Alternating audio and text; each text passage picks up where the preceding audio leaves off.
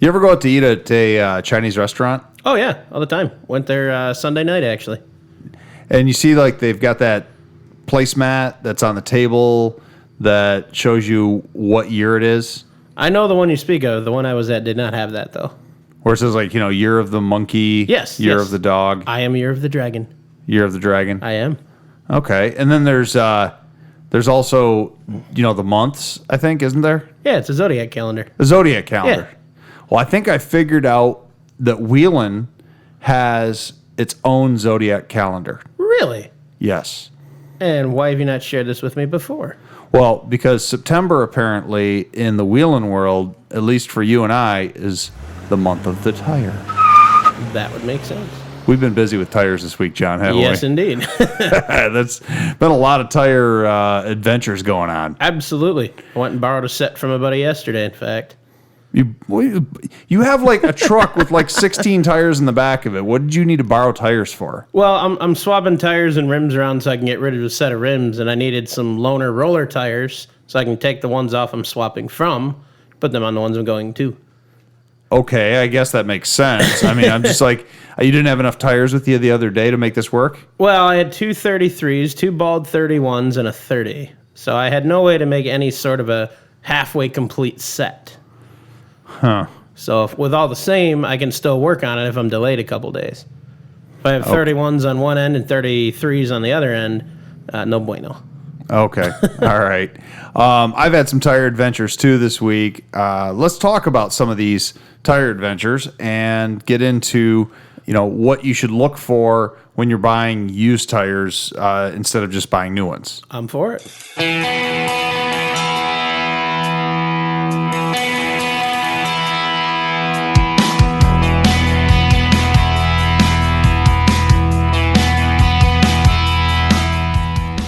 It's time to hit the trail, lock in those hubs, and throw it into low range. Because you are listening to Wheelin' with Keith and Johnny Orange, broadcasting from the Thin Line Off-Road Studio. They're here to talk about 4x4s, trucks, and everything to do with enjoying the great outdoors. Buckle up. Here's your hosts, Keith and Johnny Orange. Remember a couple of weeks ago, I told you about Stephanie's Chevy tracker, and I ended up putting a tire on it because she called me and it was blown out and she was freaking out, and I was like, okay, this is weird because my deaf fiance is calling me because her tire is falling off of her car. I do recall, yes. Okay. It happened again. Oh boy. Yeah, so she didn't call me this time. This time I just got a text that said, I'm at work. My tracker is down the road and it lost another tire. That's always fun. Yeah, so it's time for tires with the tracker for sure. Probably a good idea. There wasn't a spare? We'd already used that one up too. Ah, I understand. Yeah, she's been going through tires like crazy because we've been buying used tires. Gotcha. And that's part of the thing. I was thinking about that on my way home from work today. I think off-roaders, more than anyone out there in the automotive world, buy used tires more than, say, a hot rod guy does. I would agree with that. And the reason is the expense. The larger the tire, the more expensive it gets. I'm looking at tires for Project XJ right now, and I bought a pair of used tires from a buddy of mine, the size I want, the same tread. And looking at the price of the new ones, I'm only doing 2. I'm not doing any more than that right now. Well, the other 2, you're talking the 2 you got from Ed, right? Yeah. 2 slightly used ones, 2 brand new ones. But those look great. Yeah, they're like new. I don't even think he ran them maybe a quarter of a season on the sand rail, so they're like new. So you didn't even drive them on the street very often? No, and what street they were on would have been a dirt road anyways. Yeah, those tires are like new. Oh, yeah. Now, did you look at the date code, though, to see how old they are? Absolutely. I believe, off the top of my head, they were 4 or 5 years old, so they're still well within, the 10-year DOT codes and all that. Well, I guess let's just talk about that for a second, because this is something I've been into off-roading and buying used tires for my trucks forever. Mm-hmm. I guess I knew about date codes. Mm-hmm. I knew how to look them up real quick, but for our listeners out there that are maybe a little blind to this, what is a date code? How do they interpret on their tire what the date code is, John? So the date code serves a couple different purposes. First and foremost, it tells you when the tire was manufactured. Most present-day codes are 4-digit code. So you're looking something, it would be like a 1619. So the first 2 digits are the week of manufacturing. The last 2 digits are the year. So 1619 would be the 16th week of 2019 that tire was produced. Okay, that makes sense. And when I was looking this up online, I noticed that it said there was side notes that said prior to 2000 they used a different date coding. Yes. If it's got a 3-digit date code, I would stay away from that because that's an old tire. Yeah, it's at least that point. almost 20 years old now, or could be older than 20 years old. Was it back to 75 the date codes go?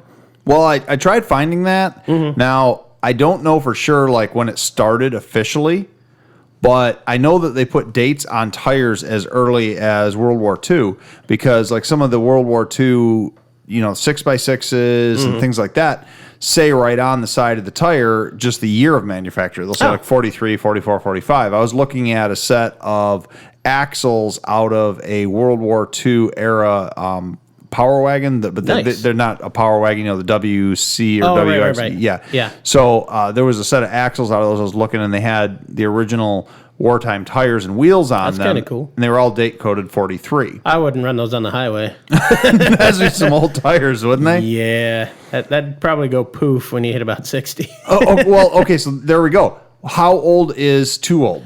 So there's a couple different recommendations based on manufacturers. The DOT code in general, you're looking about a 10-year lifespan. Now, that doesn't mean the tire's junk. That just means that basically most shops won't touch them when they're 10 years old or older. And that's just safety reasons.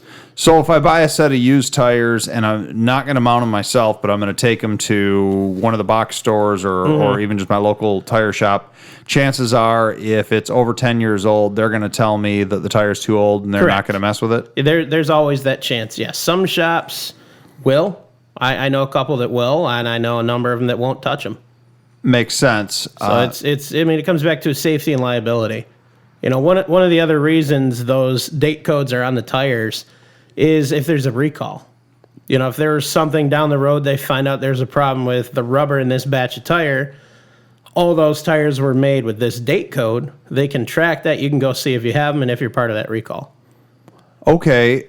Yeah, I'm very familiar with that. In fact, I was going to bring it up a little bit later, but let's maybe I will. We'll talk about that later, about the recall thing. But so that makes sense, though. They can go by the date code, and they can say, okay, well, maybe it's kind of like a lot number on food. Yeah, this month or this week period, we're having problems with this type of tire. Exactly.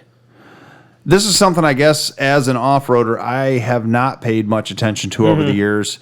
A lot of times when I buy used tires, they're for a trail-only rig. And that's another big difference. If you're running off-road or trail-only, you can get away with a lot more than you can on the road. These DOT numbers, Department of Transportation, that affects the ratings for highway use. Highway speed is what they're intended for. So putting a set of 20-year-old mud tires on a trail-only rig is really not as much of a risk as turning around and putting a set of 20-year-old tires on something I'm going to drive 70 miles an hour every day. Exactly. You blow a tire out on the trail, you're just going to go down on one side. You blow a tire out doing 70 on the highway, you run the risk of colliding with another vehicle or just hitting a guardrail or flipping. I mean, it's sky's the limit with what can happen. I think my first real experience with running old tires and making a mistake was the first excursion that I had was a 2000 with a 7.3 diesel. Yep. And it was a great truck. I had a lot of fun with it. I had put a set of recentered H1 Humvee 16.5 beadlock wheels on it. Very nice. That have been recentered to the Super Duty pattern. I hadn't lifted the truck yet.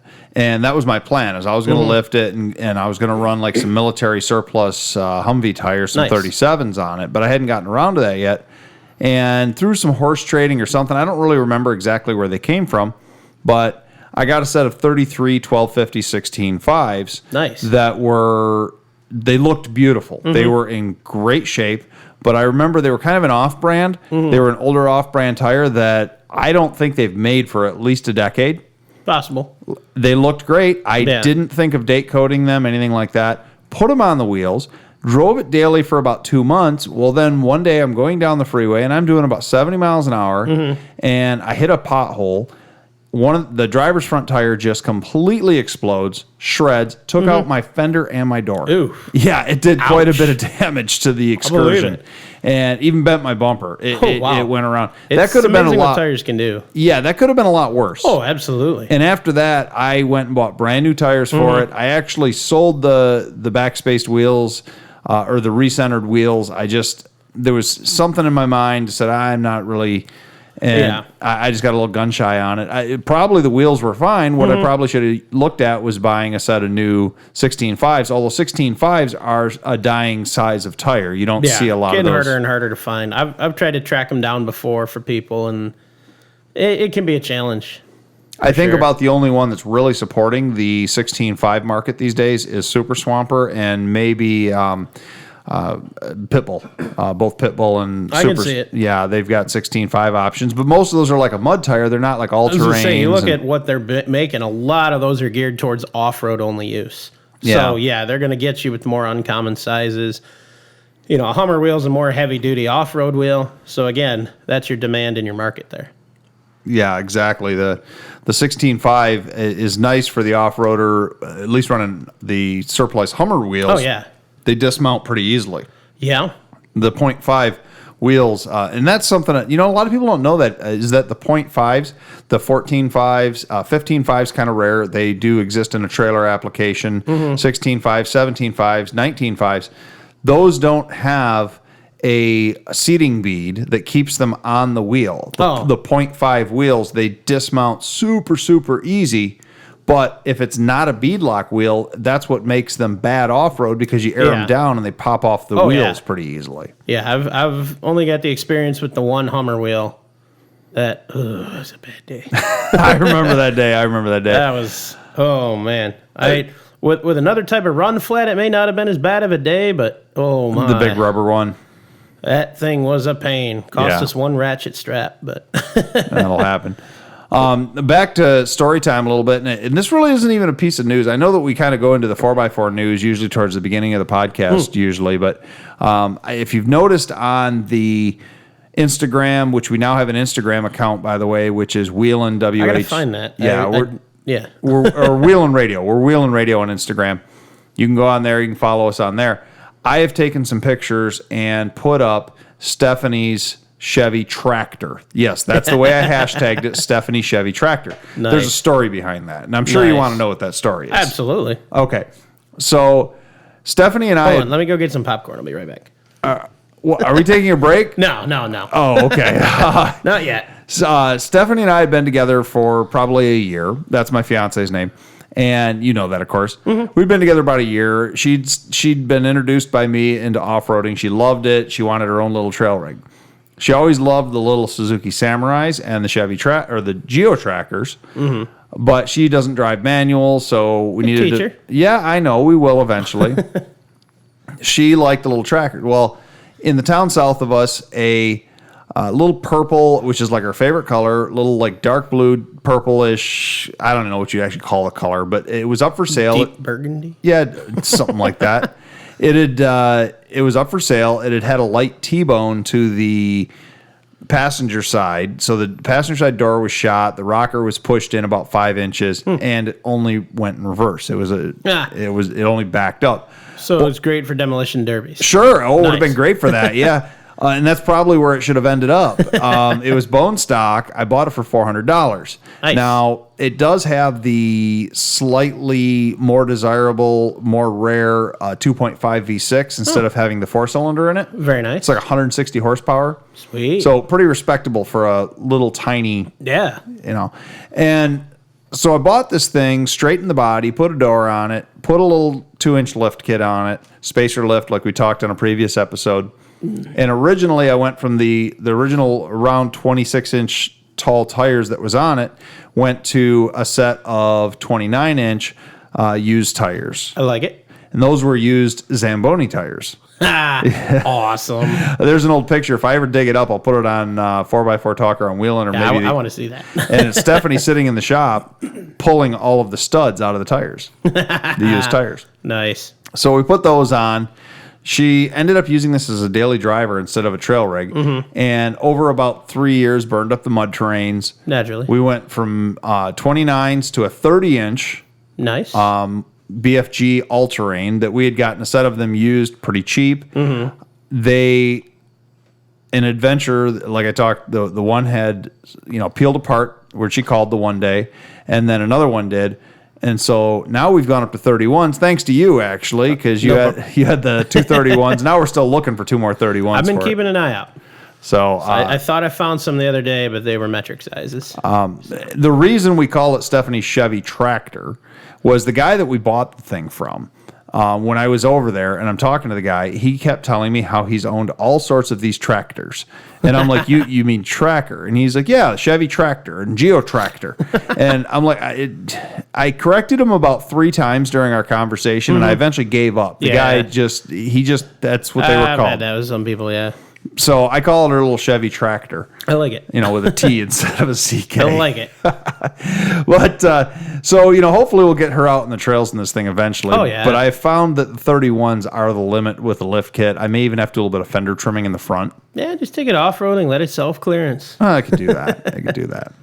But, looking at the date codes and the tires, I should just go buy new ones. But these used ones keep They'll popping get you up by for a good bit. deals. That's the biggest thing, like I said, when you're looking at the date codes. If you're not going to do a lot of highway or high-speed driving, you can get by for a bit. That's not the official statement, of course, by any tire manufacturer, but you can. And she only drives around town locally. She doesn't go on the highway with it. I mean, the set of tires that were on my Wrangler were well over 10 years, and I was still driving on them. Without concern. And I'd still probably be driving them if I didn't upgrade to the bigger tires. I mean, they'd probably be bald by now, but yeah, for sure. Well, John, let's take a quick break, and then when we come back, we'll continue this discussion about tires. Sounds good. Hey, it sounds like it's time to swap out that old engine for something better, John. Yeah, man, but I have so much into my trans and transfer case setup already. I don't want to change those too. Sounds like you need to call Quick Draw Brand Adapters. They specialize in conversion bell housings for nearly all diesel and gasoline engines, including the new 2.8R Cummins. I like weird engines. I want something different. Then you definitely need to visit QuickDrawBrand.com today. They have those hard-to-find parts. They also have used diesel engines available. You can call them at 513-446-9654. Cool, I'll do that. See what they have. Thanks. Welcome back to Wheeling with Keith and Johnny Orange. What do we have in the news today, Keith? Not a lot this week. Fortunately, I haven't heard of any, major automotive deaths or anything like that. That's a good thing. But did you see Quick Draw Brand? What is he launched now? I haven't yet. No. In a couple episodes or soon, I'd like to do an MV4500 episode. I'm for it. Where we talk about the 5-speed, really the ultimate 5-speed manual that everybody always wants to swap into their rigs. Oh, yeah. I know a little bit about them, but it's one of those, I want to know more. Great. Yeah, and we'll do that. We'll put a lot of information in that episode. The very first NV4500 that came out was in the Chevy trucks and GMC trucks. Okay. And it was it had a 6.32, if I remember correctly, first gear, super deep first gear. Yeah. It's a great transmission for off-roading, for swapping into a Jeep, whatever. Mm-hmm. Problem is that early version only came with a Chevy bell housing. Oh, gotcha. And so putting it behind a different engine has been almost impossible today. Mm-hmm. I just saw yesterday on his site that he is doing a early NV4500 bell. Nice. I called him up and I said, "Hey, what are you adapting it to, Chad?" And he goes, yeah, everything." He goes, "I've got it across my entire product line. I can do the Coyote engine. I can do the Hemi engine, Jeep engines." So you can put the early NV4500, which there's not been really any adapters available for it. So that's awesome. Go to QuickDrawBrand.com, folks. Check it out. Pretty neat product. Oh, yeah. That's something in the news. I haven't seen too much else super newsworthy that I wanted to mention. What about yourself? I saw something and I forgot to write it down. So I'm sorry. Actually, there is something else, and I'm kind of stealing this from the 4x4 podcast, which I listen to those guys as well. Shout out to them. I like what you're doing with your show. They were talking about the Chevy Colorado, and a little bit ago we were talking to Casey Cross about he's going to buy either a Colorado or a Tacoma. He pretty much narrowed down to those. Nice. They've had the third, and there might be more of those, but with the Colorado, they have had a third instance that's been highly publicized of the frame bending in half behind the cab when one has been off-road. Ouch. They've got something going on where the frames are a little thin, and GM is supposedly working on either a fix or a potential recall. There's a lot of misinformation out about it. Oh, yeah. But at this point, until that is solved, if Casey wants to do any wheeling with his Colorado, if he buys one, I don't know, man. I think I'm going to steer him towards the Tacoma. I mean, I'm a Toyota guy, but I still love the diesel option and everything you can get with the Colorado.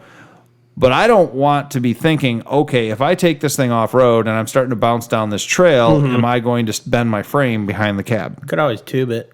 Well, yeah, I mean, just put a roll cage in it, just tube out the whole Full thing. roll cage, tube frame, you're all set. Nice 3/16 wall steel tubing. You won't bend that. Well, true, and that was my thought too. Is you just put the cage that goes right through the back window and then up to the front and do the whole the like exo cage, or an exo cage. Ooh, that would be sweet. So it's good thing I don't have a tubing bender. Yeah, that's just something that's going to need to be a tubing bender would be perfect for it, because I don't think you can buy an aftermarket Colorado exo cage at this point. I wouldn't be surprised. You never know. There's just some of those manufacturers out there. I've seen. I don't remember the name of the company, but there's a company that makes for the XJ Cherokees a rear tube frame half. Is that an exo cage, or is that's just a cutaway? It's the frame, but it's steel tubing. Oh, I've seen them for the TJs, and I came across one for an XJ once. Is that the Jeep Speed guys? I have no idea. It was a long time ago. I think I've seen it. That's pretty cool. Yeah, I found it looking for options for the TJ. As part of my hitch mount on mine's a little challenged, shall we say, with the rust department. Oh, yeah. Yeah, that I'm gonna have to deal with that one day soon. I gotta fix the body though first. All right. Well, enough complaining about frames and. Anyways, nothing else in the news. Back to talking about tires. So, and this is not really newsworthy, but it kind of ties in. The military themselves have put out a recall, because you were talking earlier about recalls on tires. The Goodyear Wrangler MTR. Oh, I love that tire. That you could get a certain generation of the Humvees. They were 37 by 1250, 16 and a half. A large range of those, they've had premature tread separation and blowouts with them. Jeez. And they are advising first responding agencies and surplus places not to use or sell those tires. That's probably advisable. Now, I don't know if there's a date range on that, or if it's all those tires in general. Yeah. But talking about that, one of the things that is awesome in the off-road world for cheap off-road tires is military surplus tires. Yeah. There's a lot of available options out there. There's some nice and beefy looking tires in that too. Especially in the larger ranges. Oh yeah, absolutely. I remember was those MRAP ones you had for a while? Well, they were MRAP axles, but then I had they were like 46s or 44s. I had some 46s, some 49s, some 52s. Those were nice. Both Goodyear and Michelin have made a lot of tires for the military over the years. You can go to a number of surplus places and even just surplus sites where you can register yourself across the nation, and you can buy surplus military tires for pennies on the dollar what it would cost to go buy new tires. But, we should be looking at the date codes on these. Absolutely. And the military ones are probably rated a little differently. Most of the DOT stuff is, passenger vehicles, truck tires, things the general, civilian use. I've seen both. I've sold both through Thin Line Off-Road. I've seen ones that say military use only. Yeah. And I've seen ones with DOT numbers on them. And that's where it gets interesting. You get into some of those that are marked military use only. Technically, they're not road legal. If A number now, of is them that, are not. oh, is that only if they don't have a DOT number? I don't know the specifics. I just know a certain ratings on those things are not approved for road use. Okay, So I fair don't enough. know all the specifics because when you get into, you're start talking military vehicles, tires, things like that. It's a whole different ballgame. It's a whole different animal when it comes to using military stuff on the road. Okay. Like state of Michigan, you can't register like a military Hummer for on-road use. Yeah, most states you can't. There was a Yeah. whole thing came down from the government. Yeah. The drawback of military tires is the majority of the ones you're going to find are going to be the Hummer H1 style. Yep. And those are all 16.5s. There was a few 17-inch variants, but those are typically civilian variants. Some of the government did have some of them, but the 16.5s are what you're going to find. So they're going to be 37, 1250, 16.5s. Mm-hmm. I'll go through real quick because I know a lot about those. The first series H1, when the surplus started coming out, they ran a Goodyear Wrangler, but it was a bias-ply tire. It was a 36-inch bias-ply tire. They Had to be loud. They weren't too bad. I used to run them on my old Jimmy. Oh, nice. A lot of guys hated them because they said they were too smooth. They didn't have a lot of deep lugs in between them. Gotcha. Something I figured out though with those was if you took a tire groover, you could remove every other lug from them, and you could do some cross hatching across the center ribs, and they would really dig, and they work pretty well in the rocks too. I believe it. Those are really old now, though. Those have been, I think, discontinued for about 20 years. So unless you're planning on doing a trail-only rig, I probably wouldn't recommend running the old bias-plies. Yep. The bias-plies were then immediately replaced with both the Goodyear Wrangler MTR, which we just mentioned is having some recall issues, and the BFG. There was a, I think it was called the, I forgot now. I just had a brain fart on this. It was kind of like an all-terrain, mud-terrain mixed tire. Ooh, and the good-looking tire. The BFGs are pretty good. You can get them, surplus pretty cheap still. I always love the look of those tires. Yeah, I've been a BFG fan for a long time. I remember a batch you were looking to order a while back from this years ago in South Carolina, and I was going to jump on the bandwagon and get a set for Project XJ at the time, but it just required changing too much of that build to make it work. Either $300 adapters to bolt them onto the existing axles. If you're running the H1 wheels, Yeah. Or I'd have to get some aftermarket axle or 1-ton axles, and it just or aftermarket wheels and 16.5 wheels for a 5 on 4.5 are hard to find. I wanted the Hummer wheels and the 37s. Gotcha. That was the deal, and it's just too much at the time. In the future, maybe, but right now, I'm going to stick with those dirt tracks. So the other disadvantage to the military surplus stuff is, besides the Hummer stuff, which is all 16.5. Is pretty much everything else they use is 20-inch. Yeah. So the military surplus wheels are typically very, very heavy in the 20 inches. I believe it. Nice thing is, though, that the cost of aftermarket 20-inch wheels has gone significantly down, and you can find aftermarket 20-inch wheels for just about any bolt pattern.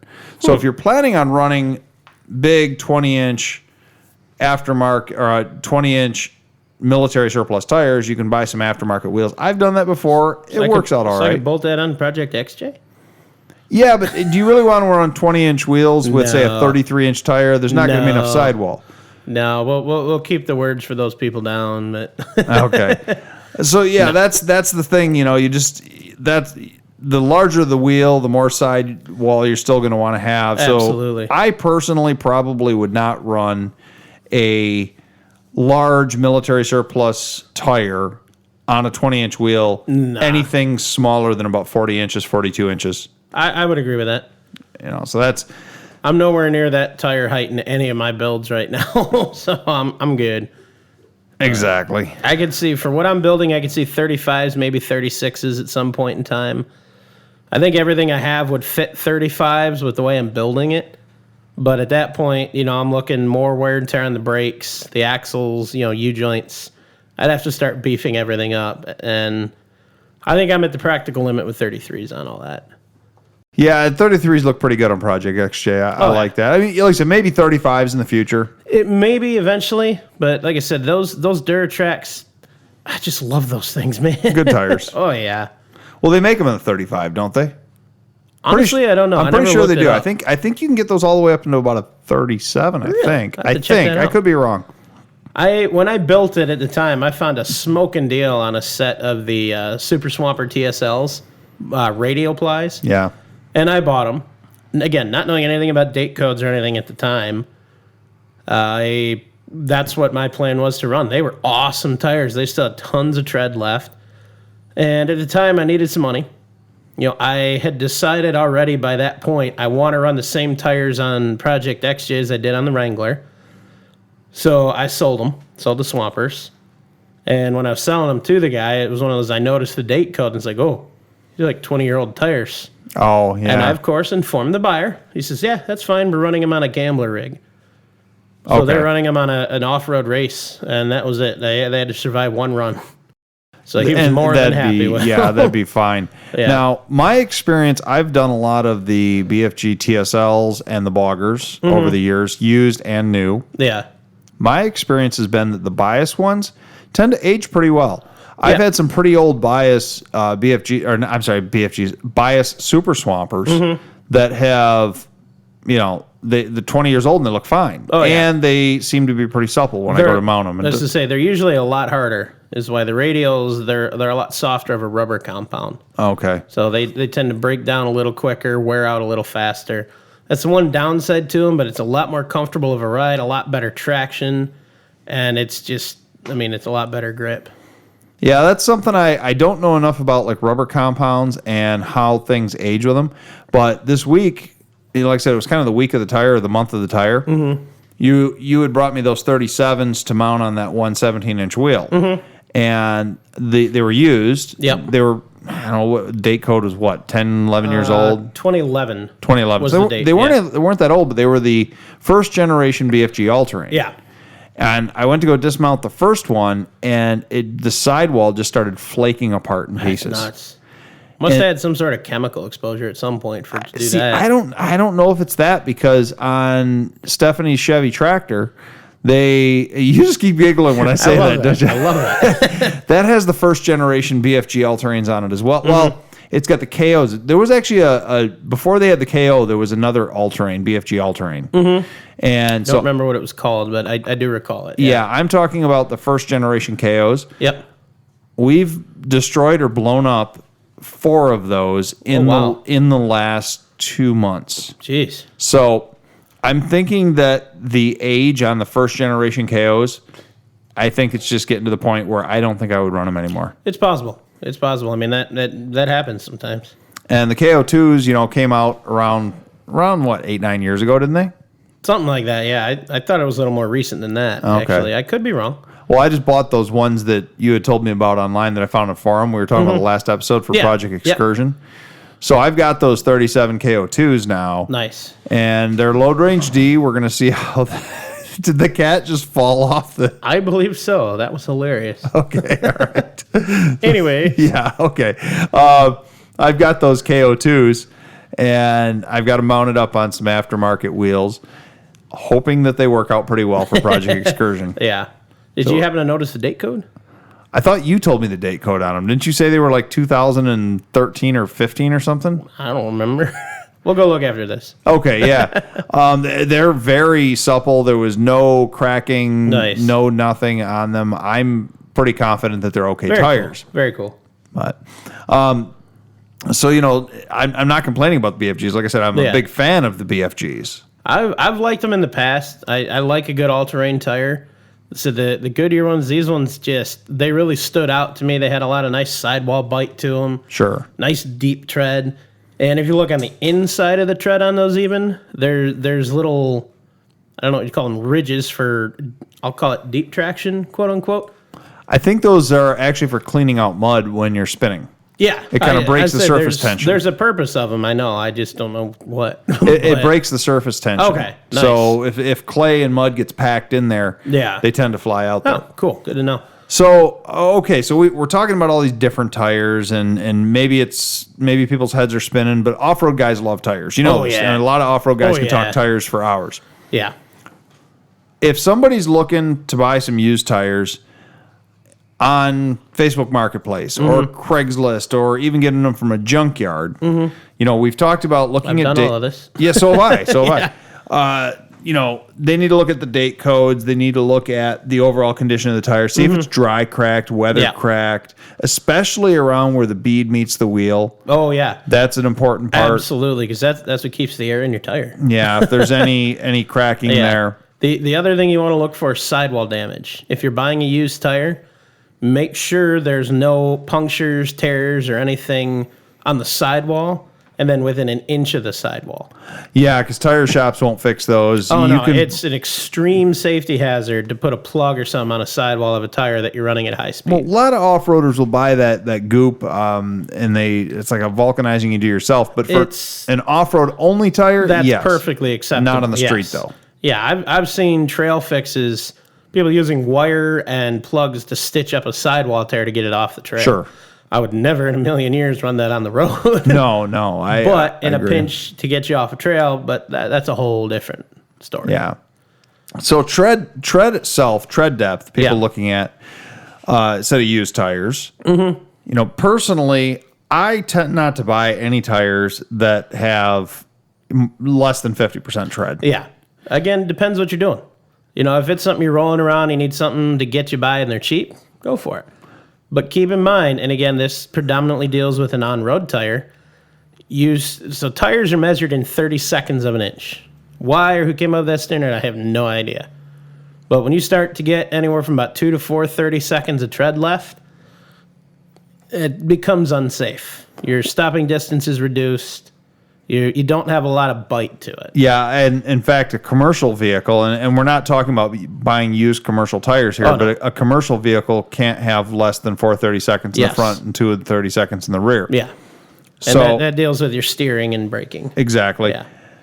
You can buy a tread depth gauge. You can also measure it. What a lot of people don't know, though, is most manufacturers, you can look up online what the original tread depth was. Oh, absolutely. So if somebody's telling you, and I had this happen recently, I was talking to somebody about a set of BFG KO2s. And I said, well, how much tread's left?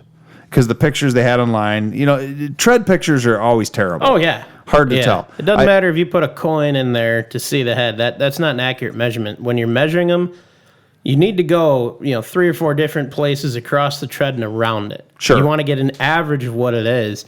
So you could have one spot more worn than another. Sure. Well, so this person that I was talking to online, they said, oh, it's 80, 90% tread. And I'm like, oh, 80, 90% tread? That's awesome. That sounds good to me. And so then I said, well, what is the tread depth? And they said, well, no, but I can get that for you tonight when I get home. And I said, great. So they got home and messaged me probably about 4 hours later, a bunch of measurements. And I went online and I looked up what the original factory KO2 tread depths were. These tires had about 30% tread left.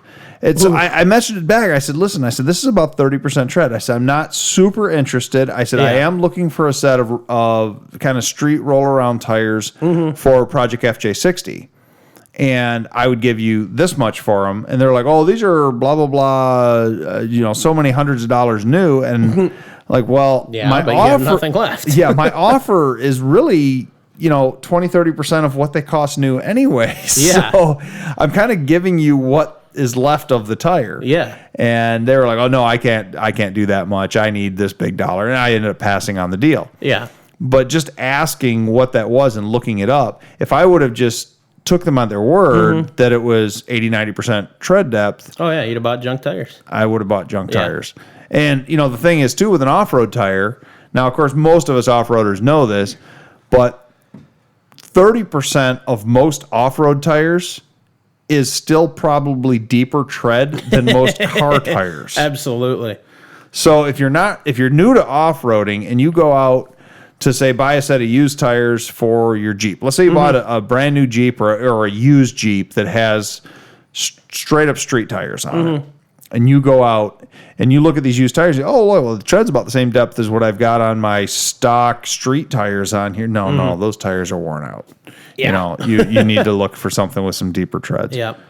I'm seeing producer Andrew over there tapping his very fancy little smartwatch, which is probably telling us that it is break time, John. That sounds good to me. We'll see in a bit. Puppies are cute. Spiders are not. Spiders are creepy and ugly. But what will you do? You will call ABC Home and Commercial Services. The Spider Fighters can service your home for these unwelcome guests. ABC Spider Fighters will provide the solution for your spiders, wasps, box elder bugs, Asian lady beetles, cluster flies, and all your visiting insects. Call now for a prepaid discount. ABC Home and Commercial. These Spider Fighters. 810-794-5678. Are you good, John? You ready to go? I think so. Okay. Before we went to break, we were talking a little bit, or during break, we were talking a little bit about Wheels in the Woods coming up September 28th.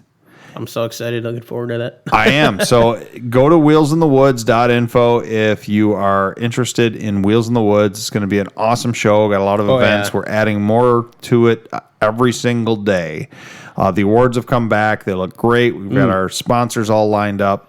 This is going to be our second annual one. A lot of fun. And of course, Keith and Johnny Orange will be there. Yes, we will. Now, after Wheels in the Woods, at an undetermined date, but pretty quick after Wheels in the Woods, we are going to do a Wheelin' Decal Picture Challenge. Because we're going to give out a bunch of them at Wheels in the Woods, too. Mm-hmm. We're going to give those folks a time to be able to do this. So, you're going to need a Wheelin' Decal. And you're going to need to throw it on your rig or throw it on a tree or whatever. You need to put the Wheelin' Decal somewhere. And you need to put up some pictures. We're going to tell you when we do the challenge.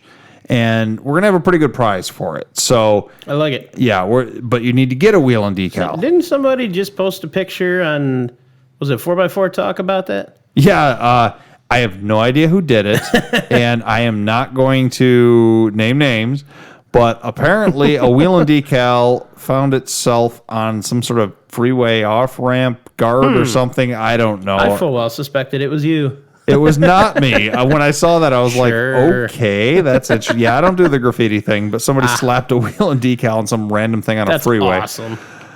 So if you want a Wheelin' Decal, we're going to make it pretty easy for you. We're not selling them right now, but we kind of are. We do have a Patreon account. It's fully set up now.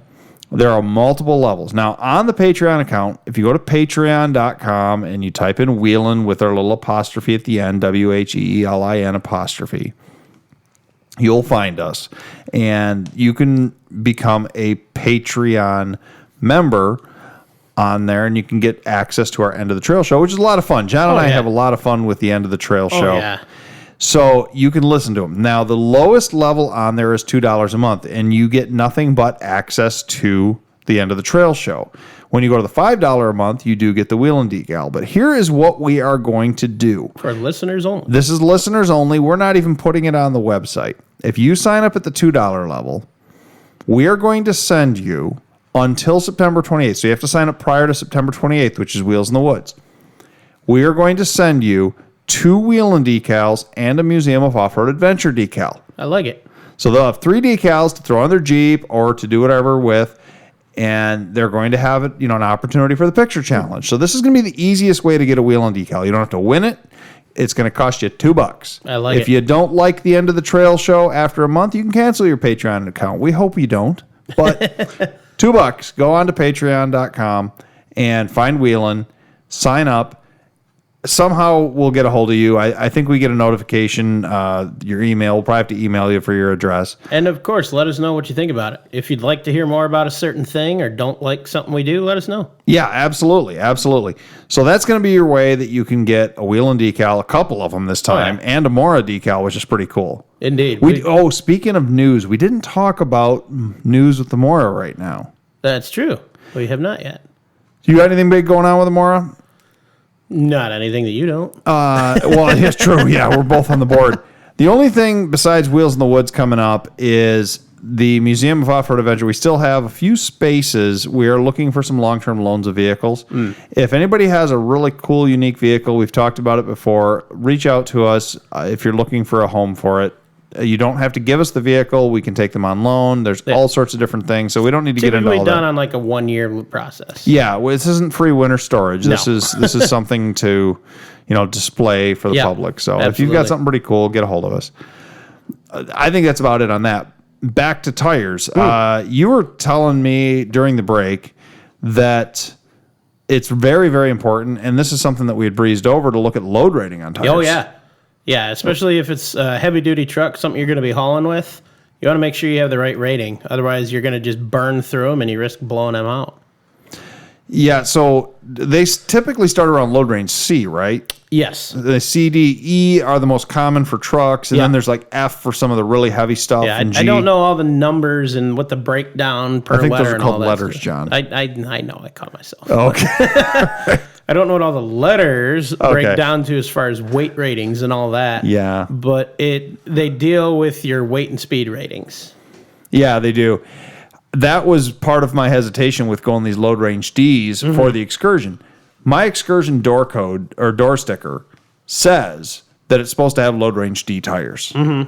The Ford Excursion Club on Facebook that I belong to, shout out to you guys again. I know I've talked about you a few times. Everybody's saying you got to run E's on an Excursion. Now, whether or not that's true, and some guy even commented on there a while ago that said Ford issued a recall or a notice that Excursions should always get, or at least the diesel Excursions should always get E's. Whether that's true or not, I haven't looked into it deep enough. I could see it. You're looking at a significantly heavier engine to the gas version. The difference, though, on like the BFG KO2s between a D and an E is like a 200-pound load rating. Really? It's not much. That's surprising. So I'm curious, but I'm going to try these Ds and I'm going to see how they go. If they're too soft, that's actually the reason the guy that I got them from sold them to me. Huh. They're almost brand new tires. He had bought a Dodge 6.7 diesel mega cab. I think Bighorn, is that what they call their full top one with the leather? Like that, yeah, the Bighorn edition. Yeah, that's a nice truck. Yeah, beautiful truck. Yeah. And hopefully he's listening. He has wheel and decals now. But he had bought the truck with those tires on it. He said that it just felt a little soft to him. Not crazy, but he said the weight of the truck didn't seem right to him. I can see it. He put E's on it. That's what happens. So I'm going to try it. The price was right. He gave me a smoking deal. Nice. Shout out. Thank you very much. Really appreciate that. Smoking deal on these tires. I'm going to try the D's on it. If they don't work, I'm going to pull them off and use them for the street tires for Project FJ60, and I'm going to go to E's on the Excursion. So it's kind of I knew the tires trial were useful. basis. Yeah, it was useful to me either way. Yeah, like I said, it gets you by for a bit. It does. But I did learn before on the load ratings years ago, I had a diesel F250. And my front two tires, I bent a tie rod. How I bent the tie rod, I don't know. I think it was something at the farm. I bent something, and I burned up the front two tires. Oof. Like most broke off-roaders, didn't have enough money, and I needed some tires. We're not broke. We're loaded. Well, yeah, sure, yeah. For dollar store shopping. Sure. Yeah. I went and found a couple of used tires. Where I got them, maybe junk. I don't even know now. But they were the right size. I had kind of an oddball size on the truck. Found the two tires, threw them on the truck, aired them up, and I'm looking and I'm going, why do my tires look flat? I had put two load range C tires in the front of this diesel F250. Now, I did drive it. It was just a farm truck. I drove it around town.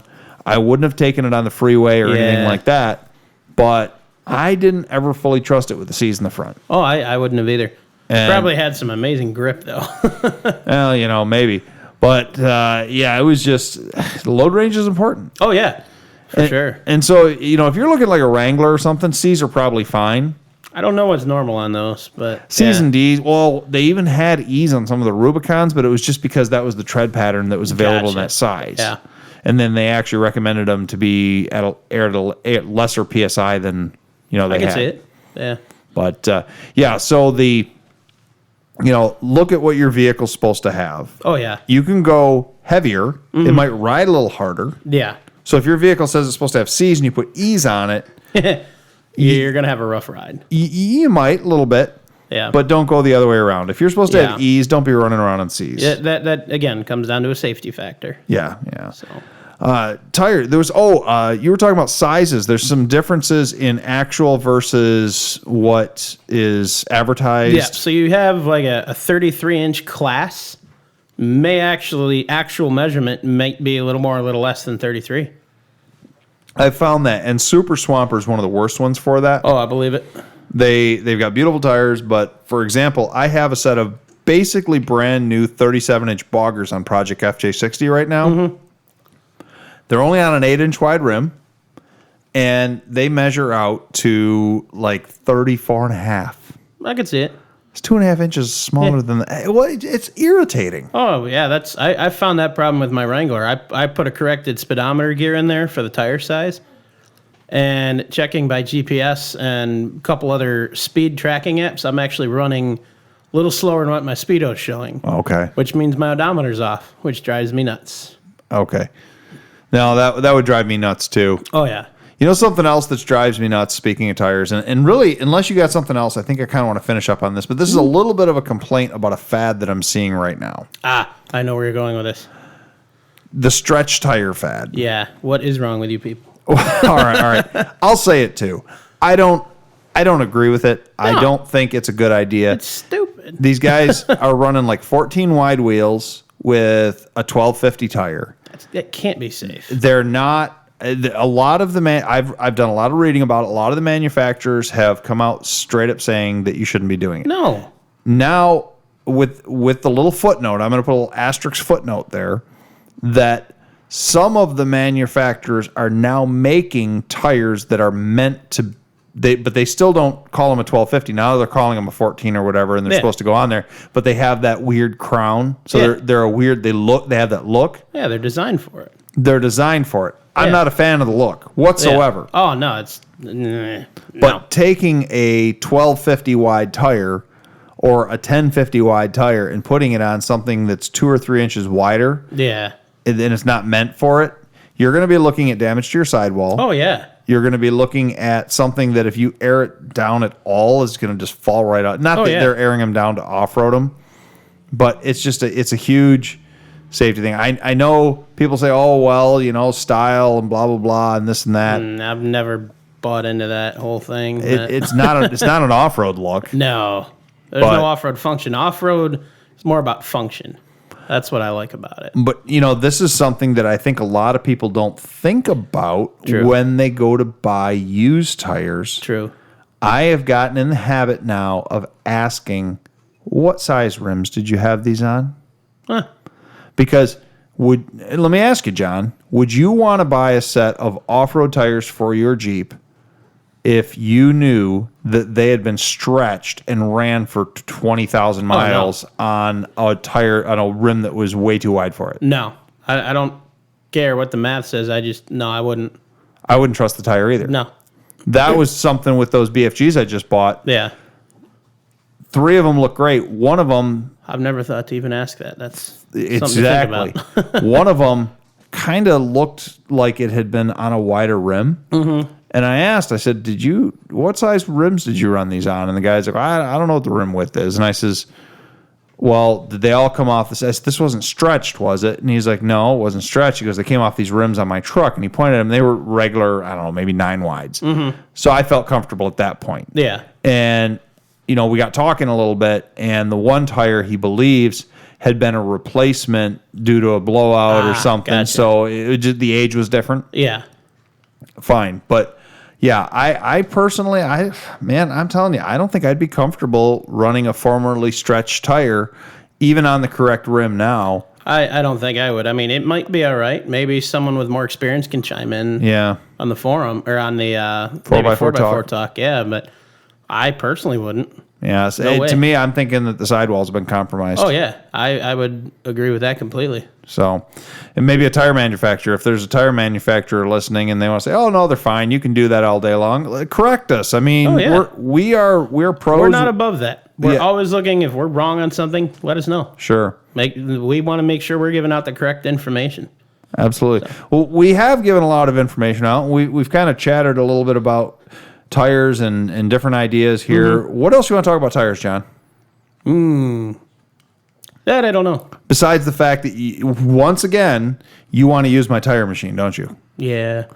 Well, I'm learning. You pulled in with the truck, and you've got more tires in the back of your truck. Yeah. So It's a fun machine. our listeners here, I think Andrew, the producer, tagged Johnny Orange at the Thin Line Off-Road Shop. Yeah. Oh, boy. He showed up with a truckload, wanted to do it. I'm like, you're using the machine, dude. And so I've got this Coates 5030, which they still make, which is an awesome machine. Love it. It's not a digital machine. It's just it's an analog air-powered machine. All pneumatic.